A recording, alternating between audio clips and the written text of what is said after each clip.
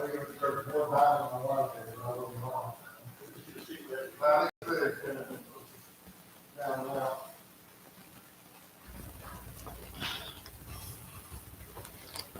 our biggest struggle, isn't it, Jill? That's right. Yes, old Jameson in class the other day said, he looked at Mary and said, hot. I think Mary realized that he did not catch that from his grandmother. Good evening to you. I hope everyone's day has been good. Week has been good. Pat and I talk usually every Wednesday night about the updated status of the road. And we got here tonight, and Mary had already told us. She said the road across from Walmart, I don't know why people say that. I fell into that, but the road across from Walmart, she said was wide open. She said it looked like a real road out there. Mary said it looks like a real road. I don't know what it was before then, but I couldn't wait to tell Pat. But Pat already knew it. He'd already been there. He'd already seen it. So we've had these conversations every bit. But that was what we got. I thought it was the road that was holding us up. And then Booth said there was a dune buggy apparently drove all the way from Lancaster, and we were about 85th in line, I think. So it's getting a little hot then too. But anyway, we've been talking about the miracles of Jesus, and I don't really know how to title this one because we're going to be talking about a man, but we don't really get a real clear image of exactly what was wrong with him. Tonight we're going to be in John chapter 5, probably more reading from a specific scripture than any other one that we have that we've looked at, that we have addressed here so far. And this one is one that gives, oddly enough, the problem is. So I've just decided to sort of the pool of Bethesda, and we'll let that we'll kind of let that be our title for tonight.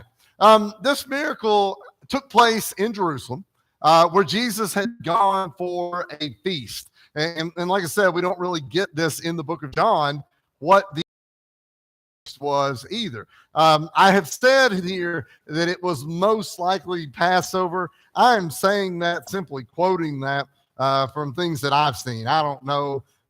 Somebody smarter than me has probably determined that was the case. The problem is, though, there's this story is only told in the book of John.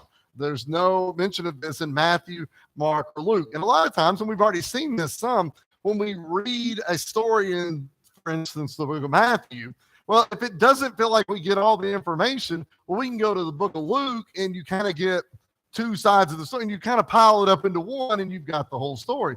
Well, this one, it's sort of John 5 or nothing.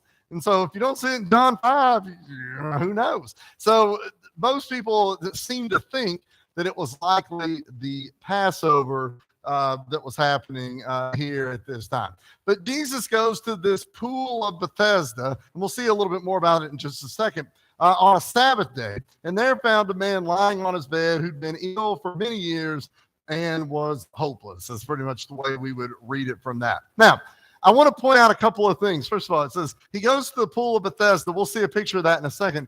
But he goes one Sabbath day.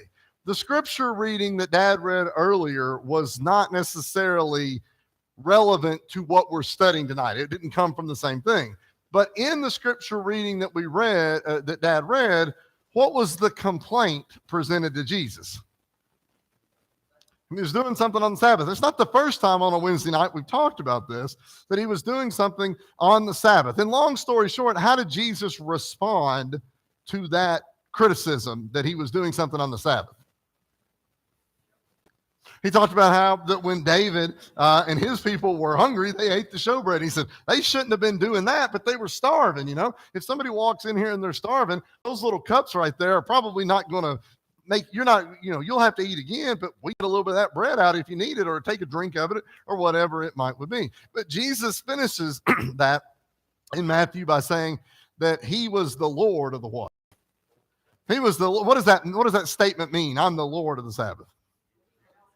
Yeah, there's no Sabbath without him, right? He overranks that thing. And so that will be sort of part of the criticism here. I think this is the seventh, I'm sorry, I guess it's right there, the eighth lesson that we've looked at. And we've seen over the course of these lessons that Jesus was sort of a local celebrity, come minor celebrity, become sort of major celebrity, if we want to use a word for us. But in the last lesson, last week, we start to see Jesus kind of become a problem for people in the leadership. Remember, it said all the leaders from Jerusalem and from Galilee and Judea had come out and to see him. Now Jesus is not operating with the lower crowd, but with everybody. And we're going to see that become a debated topic here. This is the pool of Bethesda. It's a model of the pool of Bethesda. I'll show you another picture here in just a second. But this is what it is. These were fairly common at the time. These are fairly common in Roman places. They were pools, places that people could dip into. We'll talk a little bit more about sort of the belief that you could be healed within that as well. But it's within the walls here of the temple. Okay, and so you can see this. Now there's two parts here, and hopefully we see it. We're talking about what's the orangish red roof that's covering. There's two parts. There was originally only one. The second part was added a little bit later. But this would have been in a high profile area. People would have come across and people would have seen it. I'll go back to that picture if we need to in just a second. But there were two pools. One was the northern pool. One was the southern pool. The northern pool was built first. They started it in about the 8th century BC. So that's 800 or 900 years before Jesus. So this is not new even when Jesus is there. A dam had been built across the valley, a short little valley, turning it into a reservoir for rainwater. This is an area that doesn't see a lot of water, and so you want to reserve the water that you do get so that you would not waste it, so it wouldn't just go away. There was what's called a sluice gate. Some of you may know familiar with what that is. So something sluices through, just a small amount goes through. That was in the dam that allowed the amount of water to be controlled. Not unlike we think about locks or something today, although they weren't passing ships through like locks in a lot of places that would do. But a rock-cut channel then brought water into the city. And so sometimes we think about things in the past being sort of old and they didn't know what they were doing. They were running water into the city 2,800 years ago. And there's people in this house that probably know people who didn't have water when y'all were younger. I don't know if we're always the most advanced on that or not. The southern pool was built around 200 BC by closing off the channel. I don't really know what prompted that, but they just closed that channel off, and they clearly they were getting water in some other form. Maybe the technology allowed them to find wells or what have you. But that's where this is where this will take place. But it's a fairly large place. So I think when you hear a pool of Bethesda, I mean, my first thought is mom and dad's swimming pool or something like that. That's about as big as a couple of these pews or whatever. But this is a really large thing, and there would have been a lot of people gathered around it as well. This is the only time you see the pool of Bethesda mentioned in the Bible. We don't see it mentioned anywhere else. John describes it as having 5 porches or porticos with arches that gave shelter. It's a warm area in the summertime, and so you could kind of set into those arches where the shade would have been. And that's where a lot of sick people laid. And there was a belief, and we'll see a little bit about this in what John writes, but there was a belief that the waters of the pool had special healing powers. Anybody know of any places like that? Crab Orchard Springs, right? Just up the road just a little bit. That was, people went to Crab Orchard Springs for what reason? Well, to watch horse racing. I'm sorry, I don't know if it was only that, but to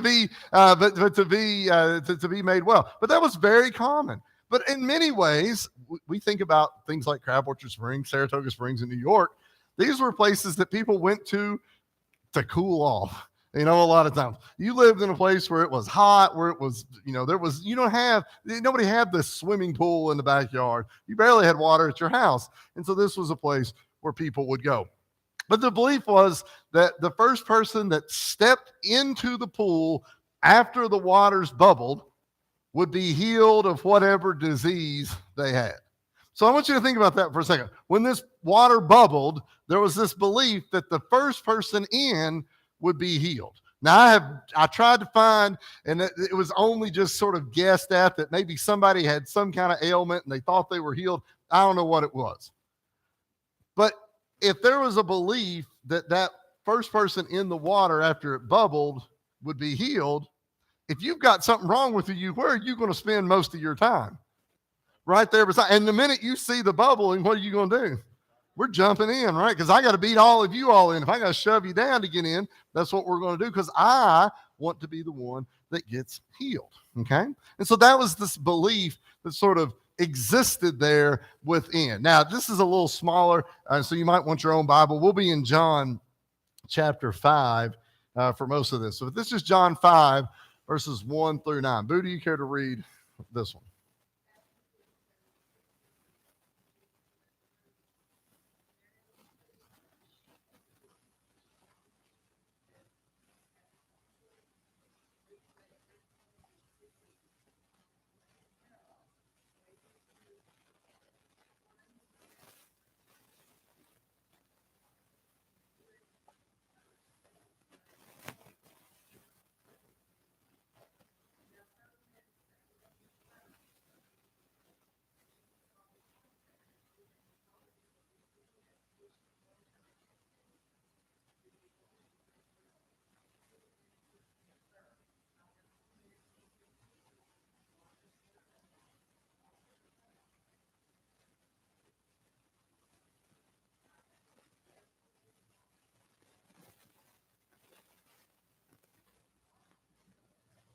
All right, so there's several things to sort of look at here within John chapter 5, these first handful of verses. First of all, just from verse 3, from right there at the beginning, how would you describe the sick that were at this pool of Bethesda?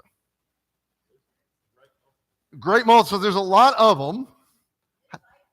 I honestly think that's probably the best word. Almost not, I don't know that this is where you go, Josh, when you've got, some allergy issues. That's probably not who's going to be there, but maybe, like you said, disabled, maybe a withered arm or a leg or something along those lines, sort of the way that they described it. And so I almost read this as like a last chance kind of place for somebody who's maybe tried almost everything. It would have been crowded. It would have been chaotic. Why do you think it would have been chaotic? What does it mean to be chaotic?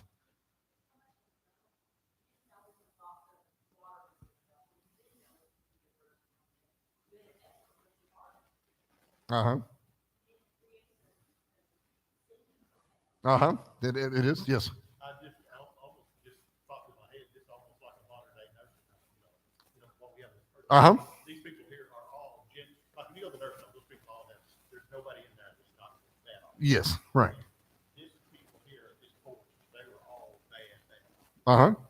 And so when you think about where these people were suffering from, what they were dealing with, this chaos that it would have been, you're almost just waiting for this pool to bubble. Now, everything I've read, and I've spent a week looking over this, is that verses 3 and 4 are sort of a superstition. It's even mentioned, probably says it in the bottom of your Bible, that was added in to sort of describe what this was taking place. But that believing, especially the back half of verse 3, and then verse 4, where it says, waiting for the moving of the water, for an angel went down at a certain time in the pool, stirred up the water. Whoever stepped in first after the stirring of water was made well of whatever disease he had. There is no proof that that's a true statement. There is proof that that was a belief that people had. Now, people went to Crab Orchard Springs or wherever it was to be healed. Were they really being healed? Well, it's probably not anything. Could you be made to feel a little better? Probably so. And there was this belief that would be there. And if you're on one of these places and you jump in after the pool bubbles and you're not healed, what's your situation different from what it was 5 minutes earlier? It's the same thing earlier. Right? And so it kind of helps to explain what this man will tell Jesus a little bit later. Go ahead.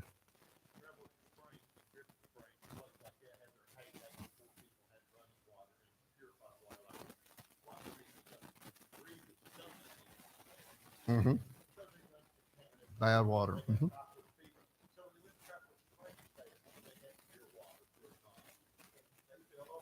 Yeah. Right. Sure. Absolutely. Right.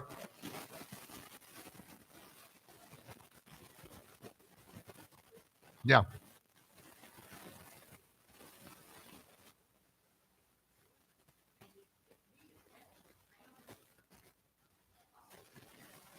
Right.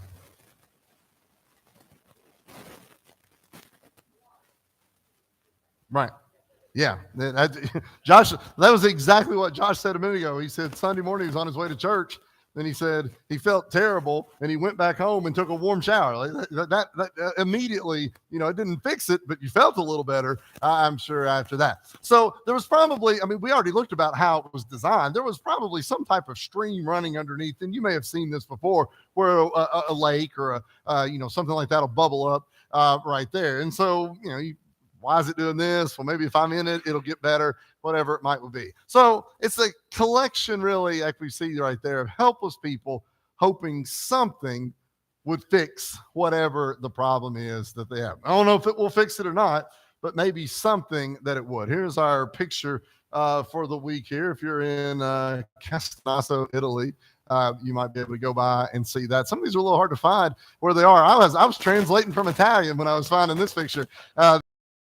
Know if Villa Molinari Pradelli, I think it sounds like a museum. That might be somebody's house. I don't know. So if you go there, tell them Daniel sent you whenever you go and look. But this was from 1592.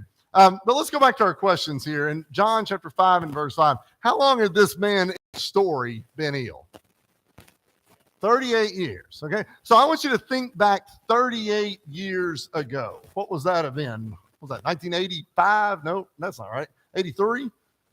Something like that? 84? Well, the math just keeps.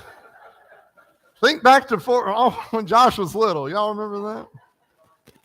So I want you to think, though, seriously. Whatever 38 years ago was, whenever that was, 38 years ago to right now. Imagine being in such a situation for that long of a time period. Such a situation that you were in so bad a shape that hopefully, maybe, possibly you could get a toe into that water and you might be healed. Most of us don't want to be sick for a weekend, right? This is a long period of time. He had been described as being ill for that long. So what does Jesus ask him in verse 6? He said in verse 6, do you want to be made well?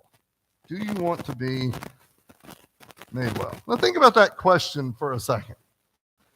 There were probably more people at that spot than him. But Jesus approaches him for whatever reason and says, do you want to be made well? Well, think about that question for a second and think about what your answer would be. 38 years from today, you got sick and you have been in some kind of bad shape until right now. If somebody walks up to you and says, do you want to be made well? What's the answer?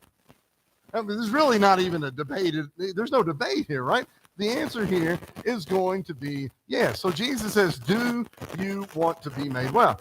What is the answer that the man gives? Because the man doesn't just say yes or no in verse 7. So if you look at this in verse 7, sir, I have no man to put me in the pool when the water is stirred up. So he's clearly saying yes, but he says, I can't get. So something is keeping him from being able to get into the water. Go a little further in verse 7. But while I'm coming, another steps in before me. So whatever it is, he's probably having a hard time walking, having a hard time moving. He's not very fast. Somebody else is getting there quicker.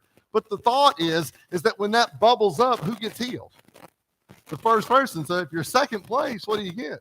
The silver medal doesn't win you anything right there. And so he's almost resigned himself to the fact that I'll never get in because I can't ever beat the person that's here. So what is Jesus to this fella? He's a savior to this guy. He absolutely is. So what's Jesus tell the man? All right, so let's look at verse 8 and then verse 9. The first thing you all said, Mom, say it again. Rise, stand up, take up your bed, because he's probably laying on some kind of cot or some kind of blanket or something there that he's laying on. It says, take up your bed and walk. And immediately, verse 9, what happens? Made well, took up his bed, and walked. So verse 8 and verse 9 are almost word for word the same thing. Jesus telling him what to do. Verse 9, him doing it. But there's a tiny little thing tacked on to the end of verse 9. What's tacked on to the end of verse 9? It was the Sabbath day. Okay? I mean, that's like me saying, it was Wednesday, right? We just throw that little bit on there. Well, the reality is this man has been waiting for the Sabbath day or whatever day it's been for 38 years. It's the saving day for him, right? But we tack that on. But this story doesn't stop. You stop reading in verse 9 because that's where I told you to stop. But we're going to go a little bit further than that. Let's look at John chapter 5, verses 10 through 15. So we go a little further into this and see what happens. Okay. Let's see. Jill, you want to read it?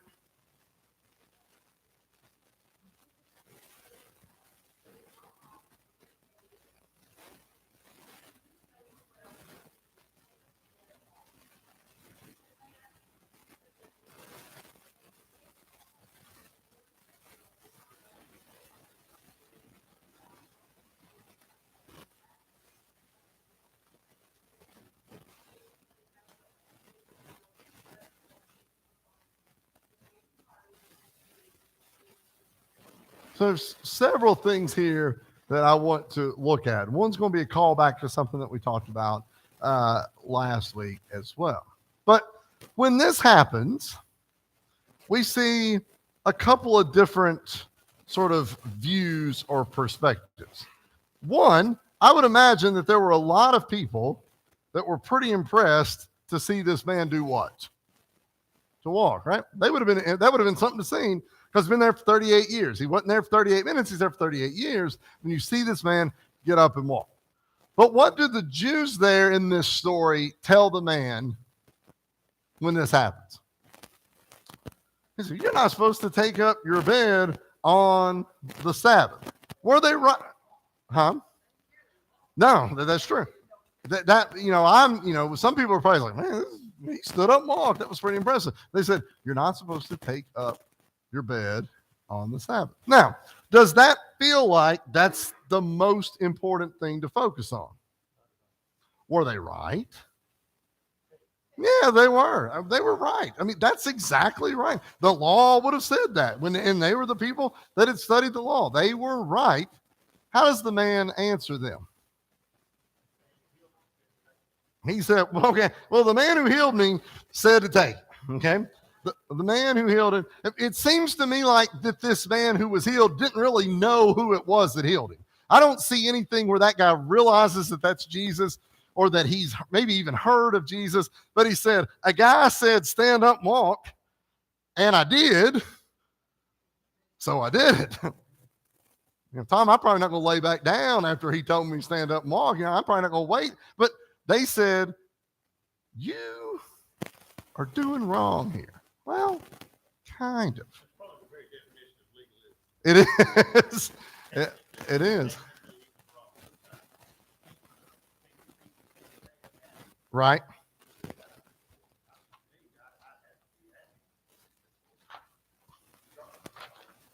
Right. So let's skip down then a little bit because they said, is it not lawful to carry your bed? And he said, the man who made me well said, take up your bed and walk. And so they said then in verse 12, what's the question that these Jewish leaders asked of the man in verse 12? So he said, okay, well, who was this person? Because now you've got potentially a legal problem. Because if somebody's going around and telling you, don't worry about the Sabbath, don't worry about the laws, go ahead and do it. Well, they're in violation. And if it's some guy over here that's just telling you to do it, it's probably going to get in trouble.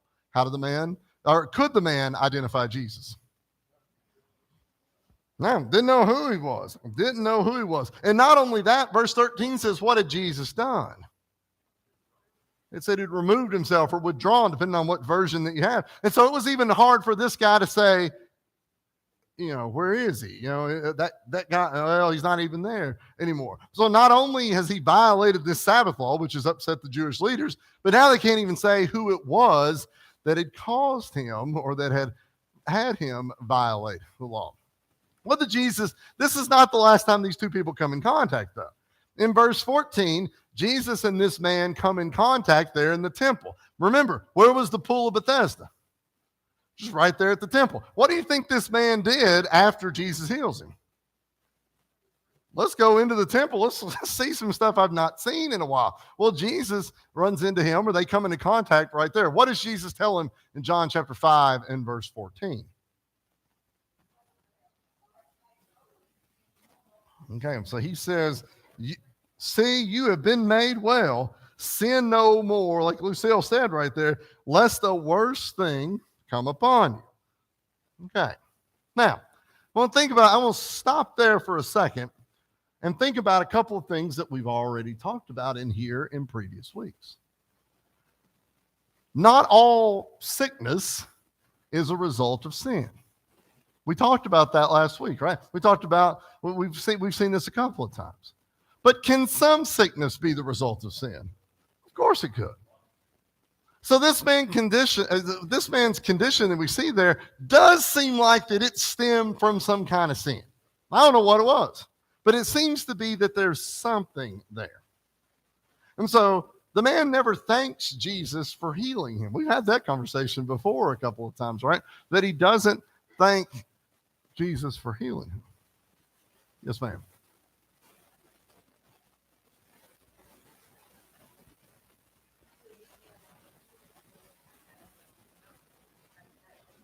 I don't know.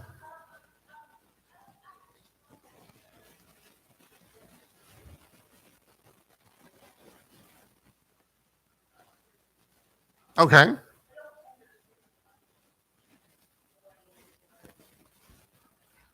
Well, I guess every violation of the law could quantify as sin. But some of that is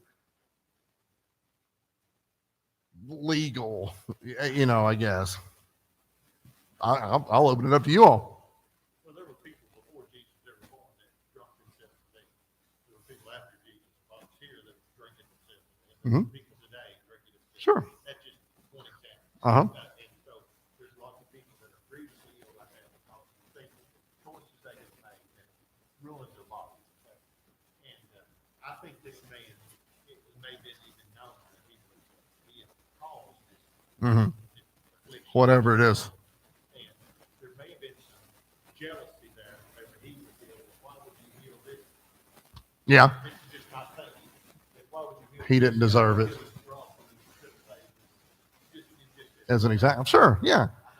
And that's not wouldn't be the first time we saw that even in the Bible as well. But Mary, I think that's a good question, and I don't know the answer to that question.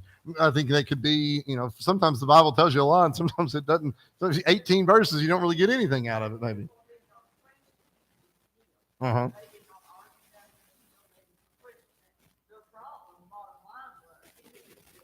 Uh-huh.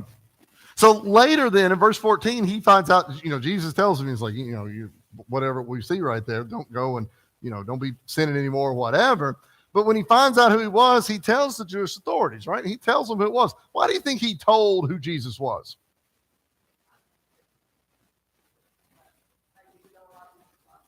I think so. I think he's probably on his own side there saying, well, they asked me who it was, and I don't want to get in trouble, but I couldn't find him. But here's who it was. Now, they've clearly been fairly hostile to Jesus. So we've got a little bit of a conflict brewing here between the two. But I think the last point there, it does seem to illustrate Jesus's power and willingness to even help those who don't seek him out. Because this is the rare thing, other than the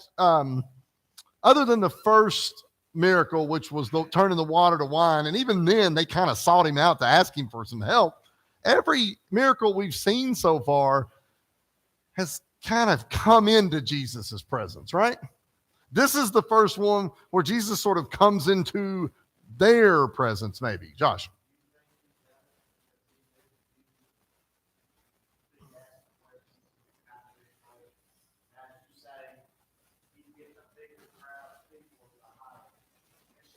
Sure. It could be. I mean, I think anything that answers that question is speculation, but you're right. I mean, it very well could be, that could be the case. By the way, when we read Jews in the Bible, we don't necessarily mean every single Jewish person that was there. That is usually referencing a group of Pharisees or leaders within who are being challenged by Jesus's authority or potential authority, I guess, at the time.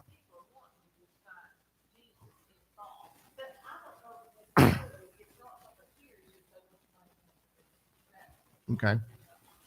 All right.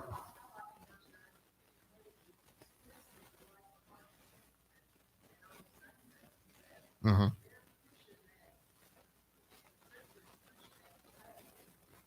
Right. Right. That's like a focal point. It is. I think you're probably right. Let's go just a little bit further. Tom, do you care to read John 5, verses 16 through 18?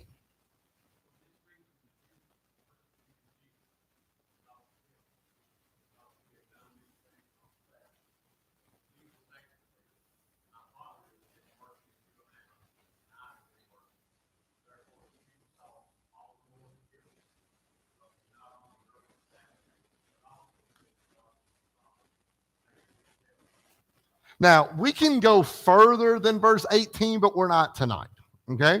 But I do want to mention a couple of things right here within these last couple of verses. These are our sort of three finishing verses right here. We'll come to all of these in just a second. The man told the Jews it was Jesus who had healed him.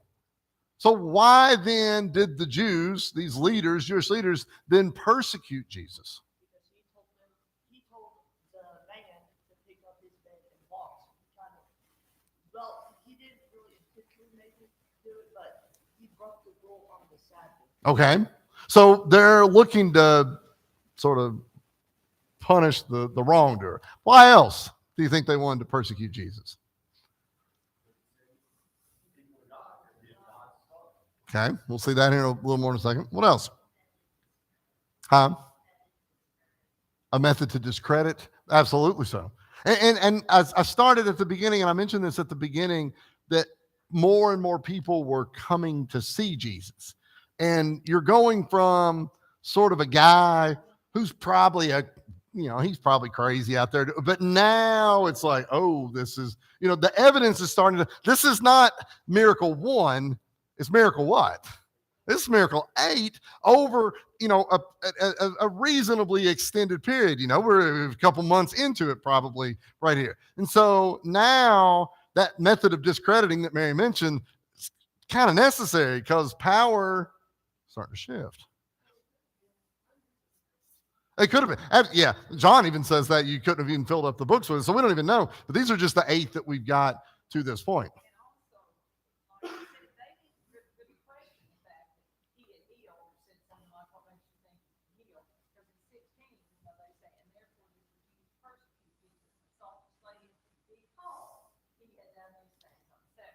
Mm-hmm. It all boils down to the problem today is you done on Sabbath. Not that you healed somebody, not that you said, don't sin anymore. Mm-hmm.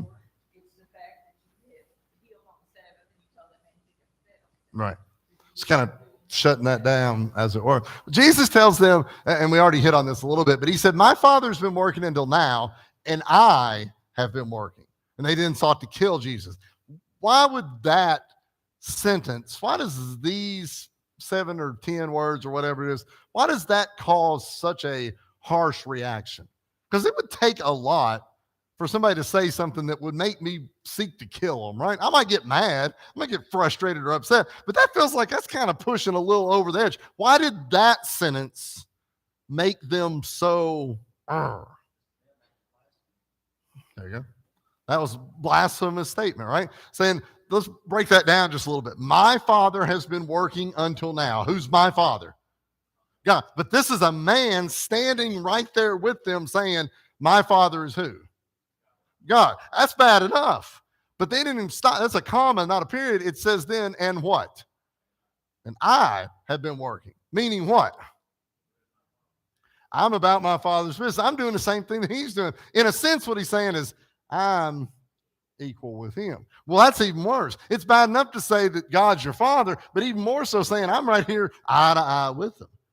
All of these things were not, this is a worse sin, if we want to think about it that way, to the Jewish leaders than healing on the Sabbath. Because healing on the Sabbath is kind of what you were saying there a minute ago. Let's stop doing that, you know. You need to quit doing that. And if you'll quit healing on the Sabbath, we won't see as much problem. But now he's going to ratchet it up a little bit higher to that. He's equating himself with God, and that will be a problem. Thoughts before we go home?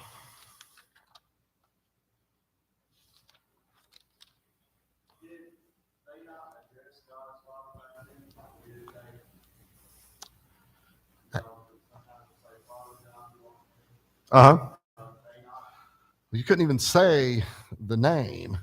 You couldn't write the name.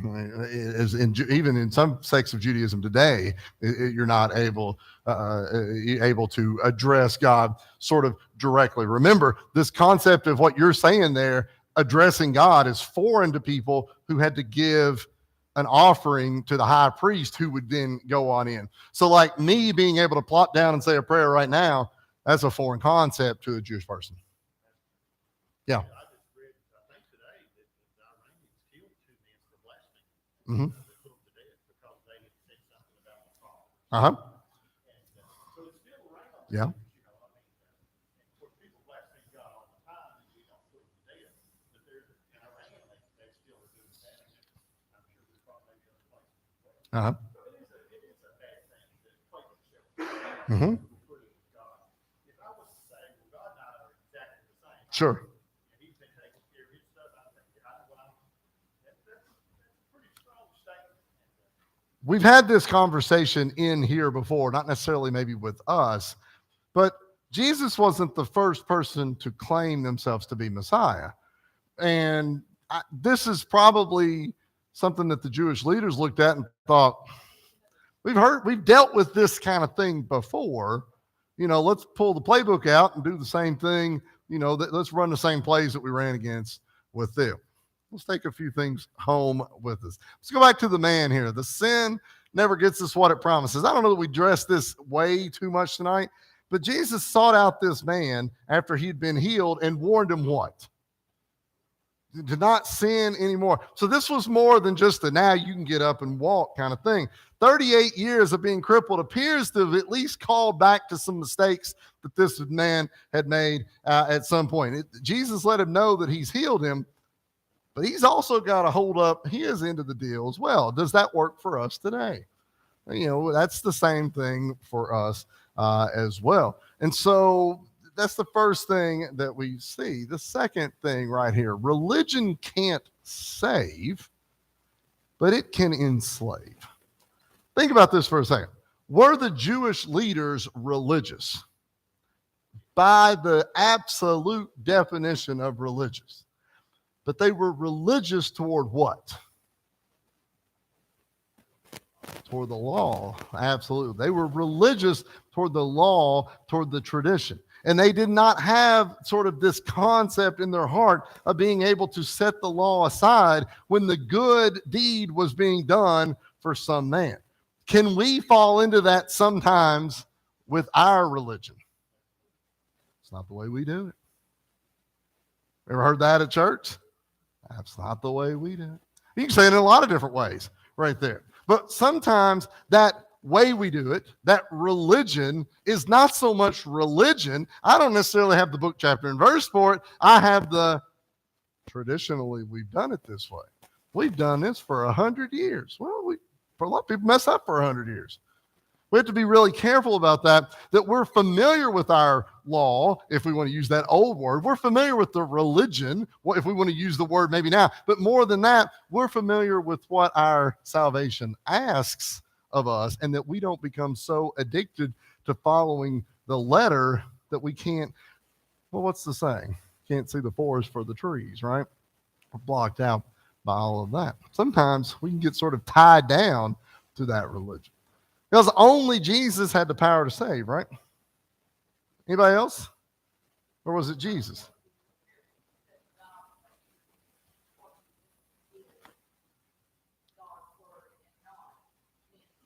Right. Jesus here had the power to save. Jesus at this point is doing things that the Jewish leaders could not do. The Jewish leaders could tell you what law you need to follow. They could tell you what you had done right or had done wrong. They probably could have told this man that his illness or whatever it was that was wrong with him was because of sins that he'd committed over the past of his life. They probably could have pointed all of those things out, just like you asked there a minute ago, Mary. But they couldn't fix him. Their best hope seemed to be when this stream under the water bubbles up, try and jump in and we'll see what happens. That's not a solution, right? That's a wish and a hope. What was Jesus' solution? Well, he told this man to take up his bed. But what's he tell us? Because we don't have a bed. What's he tell us? Take up our cross and follow him. And that's what our task is. Only Jesus has the power to do that. Any questions? Thoughts? The Bible tells us in Romans that not be conformed to what we train. And that's what going from the old law to the new law. It's a transformation. We don't need to worry too much about fear. We need to worry about fear. Okay? A lot of people go around, well, I hate this, but I never, I love that, but I never want to complain. Mm. Well, that's not what the Bible teaches at all. That's the old law. Old law, you can hate somebody as much as you want to. New law, you don't hate somebody, don't speak, don't think evil, don't. And we have to be God is alive. And when we see good, it doesn't matter how it comes about, good is good, we should rejoice. And we should hate people. We should hate sin. But we should never bind ourselves to the old law. That's what sometimes we want to do that with our tradition. Mm-hmm. Well, that really doesn't bother you. Right. That's not fine. Right. Spirit is what matters.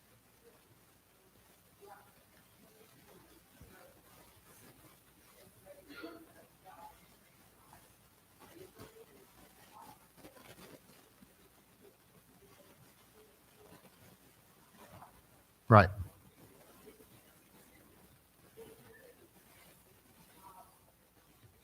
Right.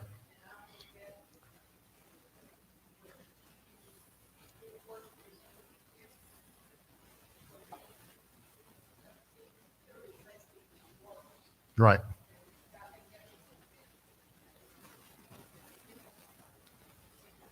Right. We, right.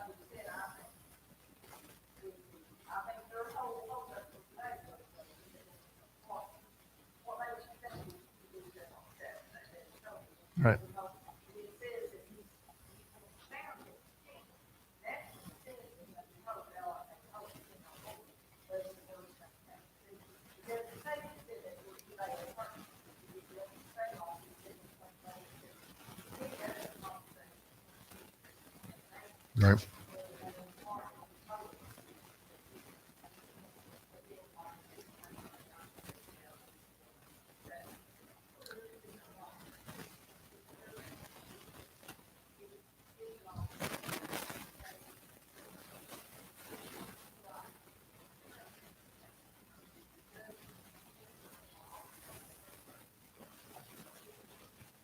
Right.